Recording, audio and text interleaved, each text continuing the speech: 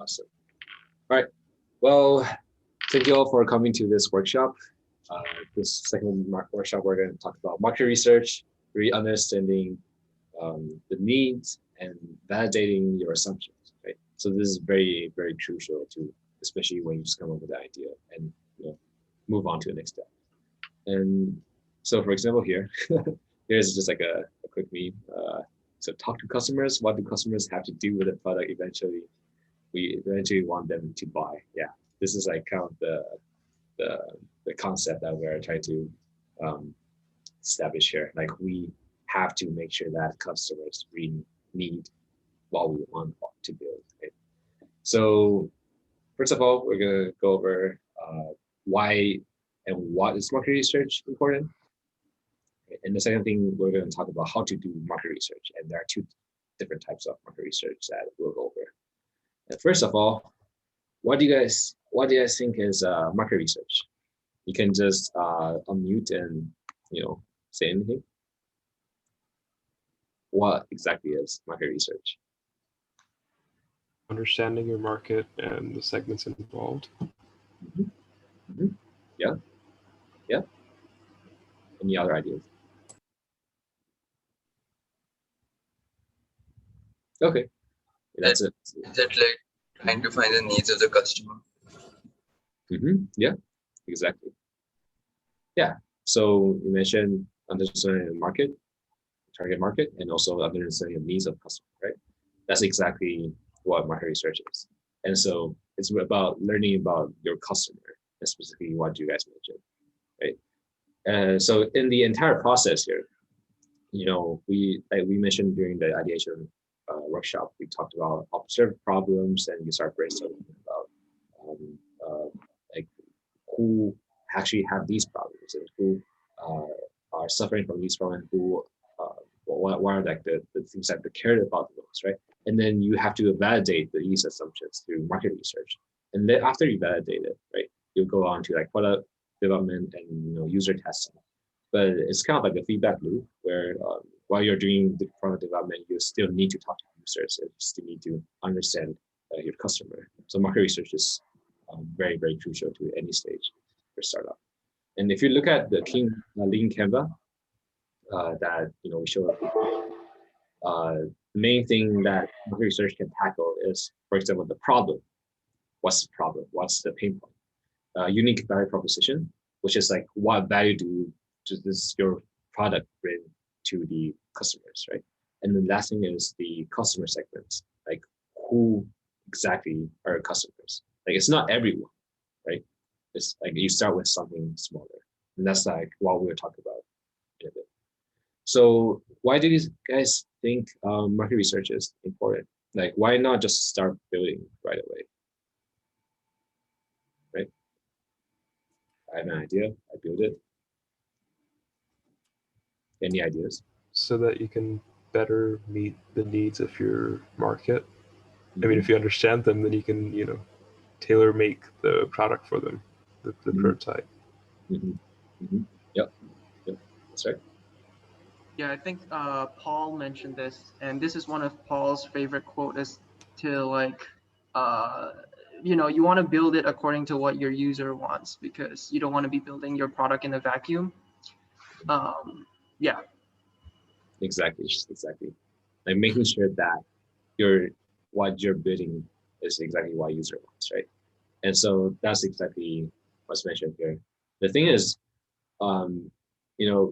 this problem, people building product that doesn't actually, there's no need in the market. This is actually the main reason most of the startups failed, because there's no market need at all. You might think that like this is a common sense, right? Like you shouldn't be building something that people don't need at all. But the fact that actually most startups actually failed because of this reason showed that this is a common kind of failures that people have. So even the second top reason, like running out of cash and not gaining any traction, that's also because you are not actually fitting your product is actually not fitting the market's need. So you can kind of see that it's all connected together. And here's just an example. I'm not sure if you guys have heard of Zero before. It's a $700 bag squeezing machine. So this machine over here, you put the bags in here and it will squeeze it for you. And people realize that, okay, actually you can just squeeze it yourself. You don't even need that $700 machine to squeeze it back for you, right? Yeah, you guys already, probably a lot of people know about this example. This is very famous. And you know how much money they raised? They raised $120 million. Think about all the investors who spend money on this. Yeah. And yeah, they failed. It wasn't really satisfying any strong need that people have, right? And so what can market research really answer? It's like, do the problem actually exist? What's the pain point, right? And how painful is this problem actually? And then, you know, what I mentioned, who is my target customer? We don't start with everyone, right? And who are, you know, my target competitors? Who's in the market, you know, and how do we differ from them? And what can market research really answer is, you know, can my product really solve the problem? You can't really tell until you test it with your customers, right? That's the thing that you do with MVP, which is the next workshop, when you build your prototype and test it with users. And for example, how much would customers pay for my product? And okay, and I'm getting rich at all, you know, that's something that the other stuff like MVP testing and scaling, that will answer it. Yeah. So how do you do market research exactly? There are two types of market research. First of all, it's the primary market research and the secondary market research. Primary market research is something that most people talk about most because that's the most important one. It's data collected by you. And the secondary market research, you know, that's collected by others. And let's look into specifically primary market research because this is something that you should focus on right now, right? Primary market research, it's interviews, observations, and also surveys. So through talking to users, doing one-on-one interviews, you can understand what are the needs, right? What are the pain points, right? And who are your target customers? You can start to figure out, okay, is this when I'm talking about, for example, my product is solving the needs of product managers. Is it all product managers or is it just a small segment of product managers? You can find it out by doing interviews. And the last thing is like, what are your value propositions? How do you differ from the products that they are currently using, right? And then we'll talk about like everything in more details here. So primary market research, you should be focusing on the interviews, you know, not survey or you know, things that are not like qualitative. You want to get like as much information as possible, unbiased information as possible from the customers. So first of all, you identify the pain points and the needs, and also the target market, right? These are your assumptions. And then you can just do open-ended interviews with potential customers, around like 10 to 15. Afterwards, you'll start to realize that information starts to get repetitive, right? And so focus on the interview, and then you will start to find out like, oh, who is your target market? Here's an example. You guys probably know about Lyft, right? It's similar to Uber, but initially Lyft was actually a college ride sharing. It's like college ride sharing platform for people to say, okay, I have a car. Anyone want to go somewhere else, right? Initially, they were focusing on college students, and then they find their niche in like the college students first, right? And they start to gain traction, and they start to expand to more than college students to the current market, right? So finding out like your key target market, your core target market, like the smaller target market, and then expand on there. That's really important because you have to solve a problem that you know, people really have, right? Yeah. So that's about target market, and this is what you can answer. Yeah, who's suffering from the problems? For example, their age, their profession, their interests, and their location. And start from something smaller, For example, the example with Lyft, the age is maybe around 18 to 24. Profession, students, interests, they love to travel around for fun, right? Location, maybe for a specific campus first initially, right? And then you start to validate by finding these people to interview and talk to them and validating that they have these needs, right? And we'll do a quick activity in a bit for you guys to do um, uh, actually do this kind of interviews. So we will break into 4 teams. Each team will have like a pain point to validate, and Peter and I will tell you guys about it. So you will have 3 minutes to discuss how do you revalidate the need, right? What kind of questions would you actually ask? And next, we will match 2 teams together randomly, and then one team will be the interviewer, the other team will be the interviewee, right? And then you will conduct like a 5-minute interview. And lastly, we're going to come back and talk about, okay, what you actually learned from your interview. Like, did you ask like good questions? What information did you get from it? Okay, that sounds good. Yeah. All right, Pierre, could you?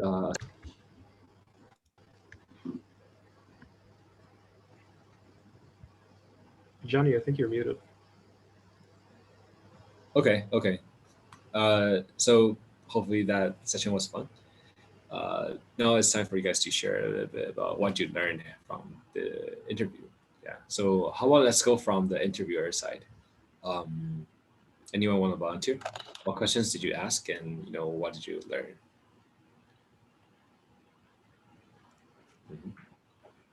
Feel free to unmute.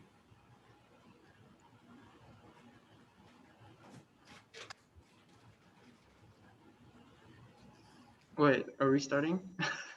Yeah. Oh, I'm Ben, sorry. finish it. Yeah. Well, some of the examples of the questions that we asked were like, how have you been making friends for ever since you've been on campus? Do you think you have a lot of friends? As weird as that sounds, I think it's important because we want to identify like how people how is it different for people with a lot of friends and people who maybe have less friends. Not to say like it may be quality over quantity, but like how do people like have different numbers of friends? I think. We also asked like if they face any difficulties making friends, and if so, what are those? And like, yeah, do they like value quality over quantity? So that's like, yeah, I think that's pretty important to like to understand as well, because we don't want to be making a product that only like boosts the quantity of friends. I see. Yeah, that's great. So could you also briefly talk about like the prompt that we gave to you guys? Oh, what was it again, Angelica? Could you repeat it? Like, I don't want to. I'm not entirely sure, but I think I know. The problems that college students face when making friends. Yeah, basically, college students face when the problem assumption is that like students are struggling with making friends on campus, and then why is that a problem? Is that even a problem? Yeah. Okay, that's great. How about the other breakout room? Anyone want to share about what they learned?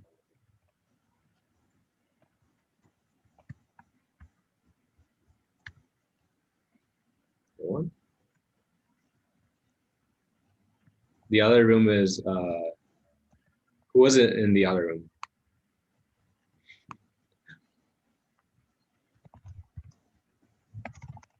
Wait. Okay. I mean,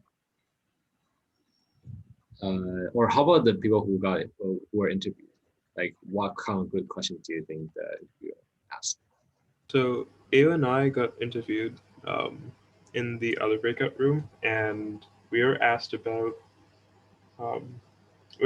difficulties with online learning, and the interviewer actually asked some really good questions, and it sort of made me think about what problems I actually face and how I sort of mitigate them. And he asked a bunch of questions, and I don't exactly remember what those questions were. So you can probably like talk about them a little bit, but there were some pretty good questions actually. They sort of made me realize the problems that I faced with online learning and sort of talk about it. But yeah. Okay. There's some Yeah, I pretty think good one of the questions. good questions they asked was about two of them actually. One was about the uptightness in communication with faculty members through email and how that could be done much better.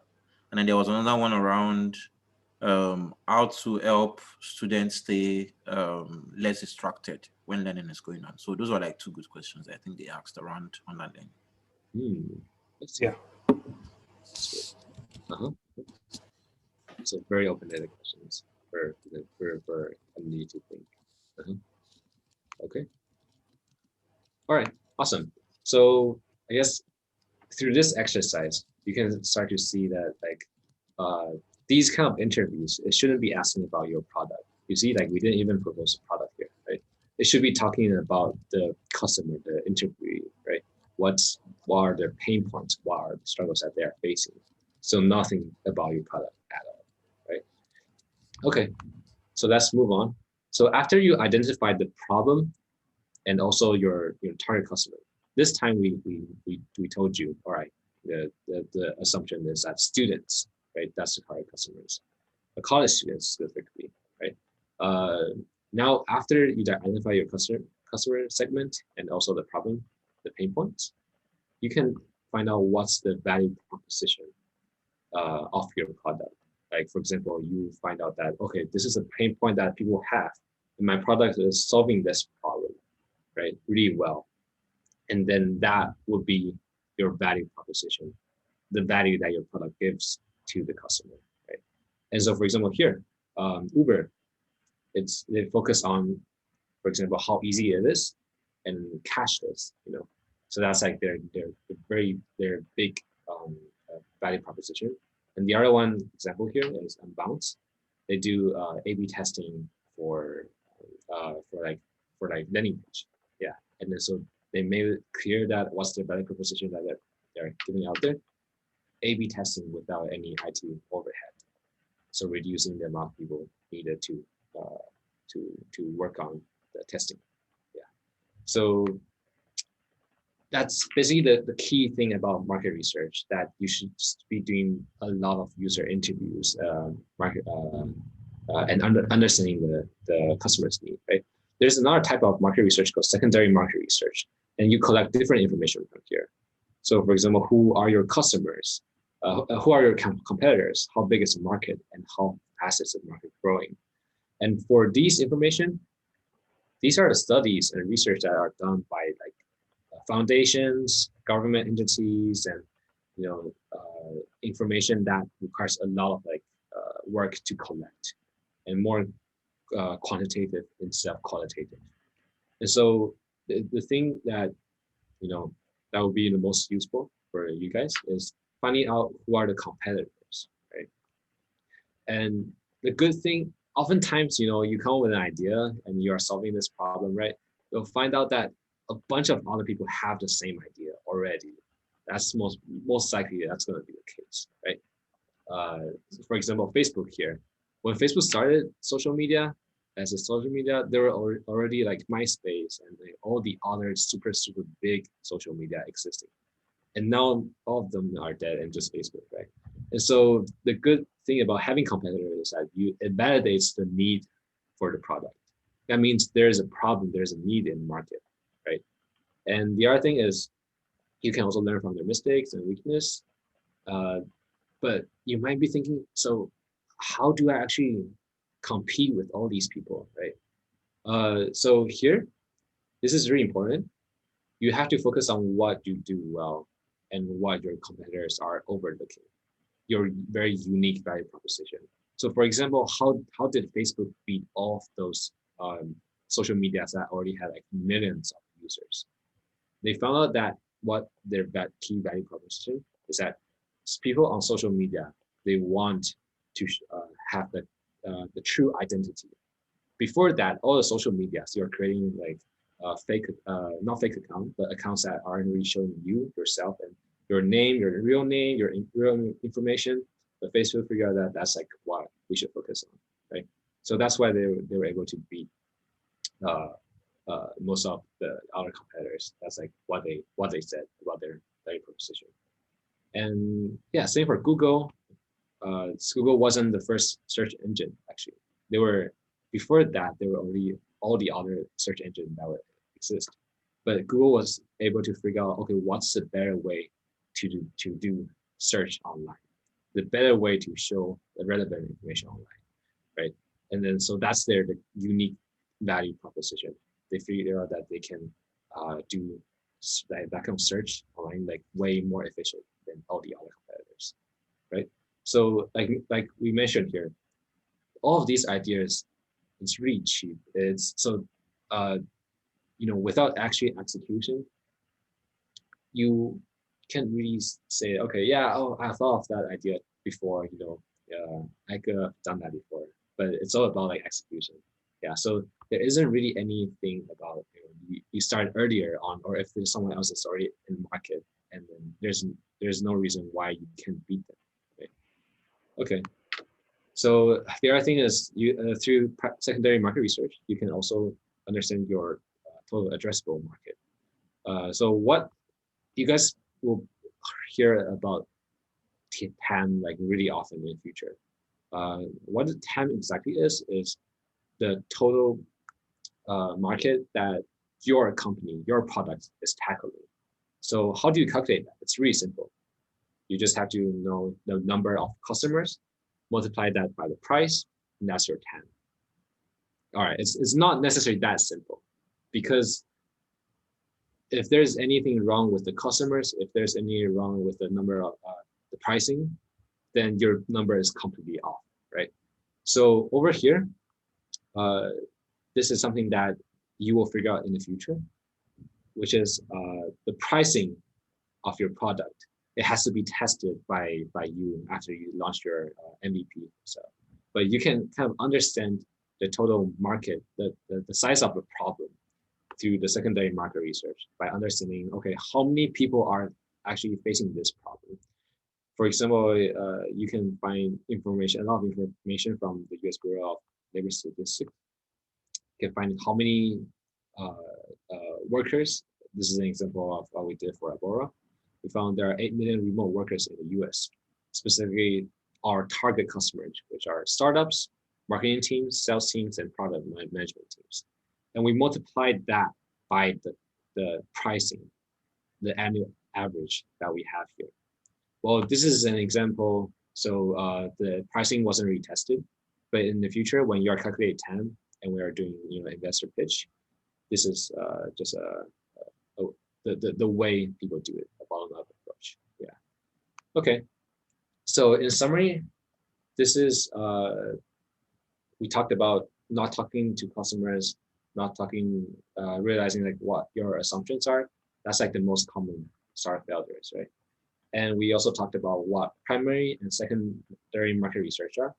And also you did like a quick activity to see like how to actually do market research, right? How to actually interview people and why that's important. And next one, we will go into MVP development. Yeah. So actually building a product next week. Okay, that's it for now. I think we have time for a question or two, if anyone has any questions. Okay. All right. I guess if you guys have any question, feel free to just like ask in our Slack channel. Because we're a bit short on time, I'll just quickly go through this. The time, some announcement here. So the timeline for the next few weeks, we will have, first of all, our ideation social on this Sunday, right? We're gonna have you pitch your problem, pitch your idea to everyone, and get feedback from our venture consultants. Next week, we are having our mentors to talk about MVP and prototyping, as well as gaining traction. So afterwards, we're going to have team formation leadership and public speaking in the future.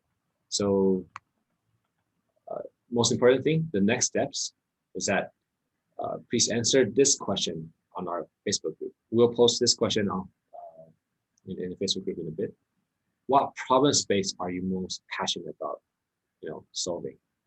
Yeah, we want to help you identify that, and then also maybe like recruit teammates. So please answer this question. And the other thing is pitch your ideas or problems you want to tackle this Sunday. Yeah, prepare just to like a minute or two, just talk about like what you're passionate about. And then yeah, Nithya will just do a quick buddy system matching right now. Yeah, Nithya, you can take it away. Yeah. Okay, cool, guys. So we're gonna have 5 rounds really quick, 3 minutes each. So hopefully we'll finish up in 15 minutes.